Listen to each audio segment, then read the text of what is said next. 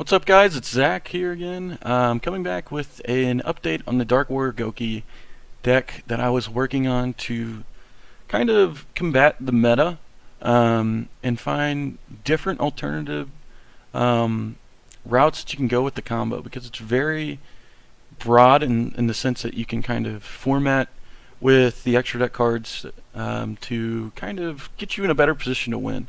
So this is what I was running a hero-gouki build, and obviously I love Phantom Knights because you can just make a sold off of 2 cards. So I also run Hero Kid because that's 3 free link materials. It just makes life a little bit easier down the chain. So if you haven't gotten to any Gouki monsters, it's important to use Summon Sork to get the Goukis, because then that'll just get the engine started. Now it is important, once you make the first mermaid and you link off the iblee, you do not want to send it to your opponent's field.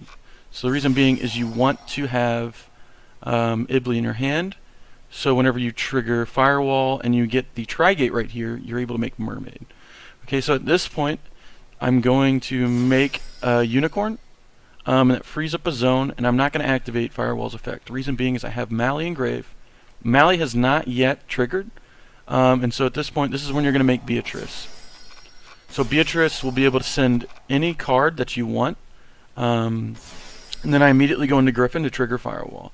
So Gryphon will pitch Sword to set Imperial Order. Okay? And then you just keep climbing up the link ladder. You make iblee, you get up there, trigger Firewall again. Any card that you have in hand to activate that. And then you have Gryphon. So obviously this is kind of what you're wanting to do. Now I do have Gumblar and I do have Link Rebo, so this is just small adjustments to what's already standard. So I can even go into Gumblar and then do the combo there and still have a Trigate, but I wouldn't be able to set Imperial Order. Now I haven't been able to find a way to make Gryphon and Gumblar because it's pretty hard. You're going to be tight on space, and the only way to do that is if you had another Link 3 here.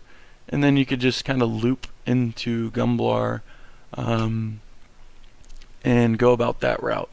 But obviously having a live Trigate, not being able to summon, special summon any kind of monsters, so they wouldn't be able to summon Pankratops, as well as no spells, and then you have 1 monster negate. So say if they contact fuse, then you can negate that monster effect.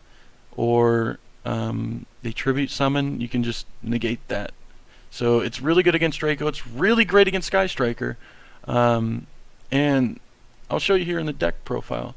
You have a lot of flexibility to do what you want. So say you're going into game 2 against Thunder Dragons. You won game 1, or you lost game 2, or whatever. And you get to go first. You can set Imperial Iron Wall off of Gryphon, and that's going to be an essential and auto win. The same thing with Royal Decree. Say you won your game 1 or whatever, and you get to go, or you're going into game 3, you lost game 2, you're going into game 3, you can set Royal Decree off of Gryphon. You can even set Red Reboot. It just kind of depends on what you want to do. But there's a lot of different flexibility in this deck.